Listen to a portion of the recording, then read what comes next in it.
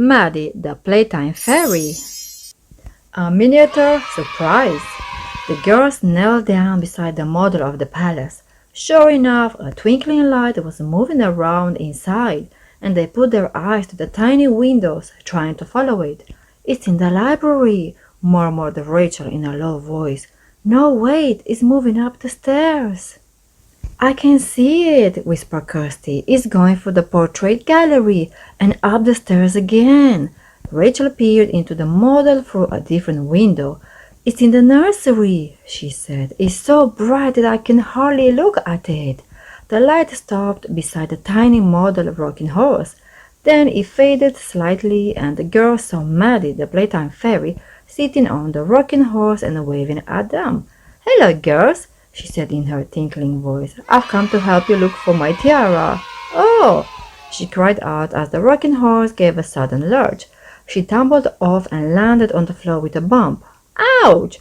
she said, picking herself up and smoothing down her shorts and matching denim gilet.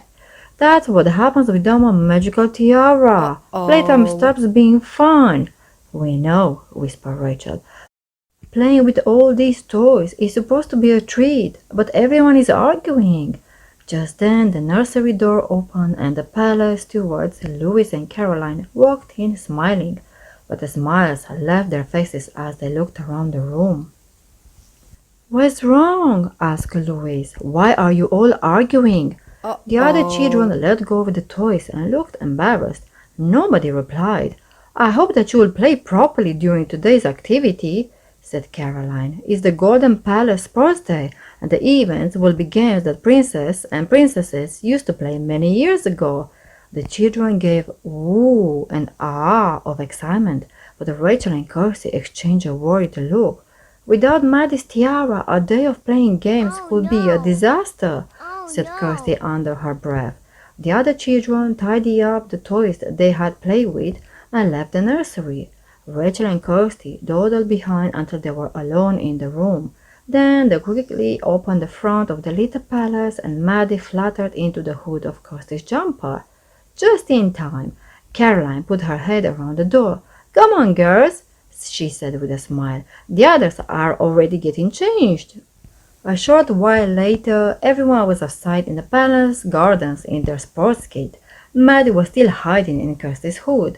They all gathered around Louise and Caroline, who were standing beside a large gold sports bag. "Okay, everyone," said Louise. "Please divide into two teams." The children formed two groups, laughing excitedly and looking forward to the games. Louise told them that the team would be called the Unicorns and the Lions. "Now we'll pick a captain for each team," said Caroline. "I choose Arthur to be the captain of the Lion team, and Kirsty will be captain of the Unicorn team," Louise added. Caroline handed out beautiful satin tabards for the teams to wear. The Unicorns had royal blue and the Lions had red. Louis picked up his gold sports bag, which looked very smart, with fancy stitching around the edges. "I've got a wonderful picnic in here for later on," he said. "So let's get started." The stewards led the way towards the croquet lawn on the far side of the palace gardens.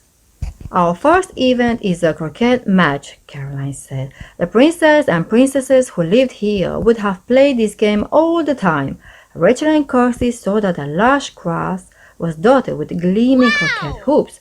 There were 3 boys in the middle of the croquet lawn, wearing green tracksuits and green baseball caps pulled low over their faces. "Who are you?" asked Arthur. "You can't play here." The biggest boy clutched his sports bag to the chest as if it were precious. It was very similar to Louis' gold bag. "We are not going anywhere," he said in a gruff voice. The other children looked very bad-tempered. "Go away," said Katie. "You're not welcome," said Victoria. "Children, I'm surprised at you," said Caroline. "Part of playing together is not letting anyone feel left out." The children looked a bit ashamed, but they didn't apologize. Rachel and Kirsty guessed that the missing tiara was turning them into bad sports. "Are you visiting Golden Palace for the day?" Caroline asked the boys. The boys glanced at each other. One of them nodded. "Then we would like to invite you to join our sports day as the 3rd team," said Caroline.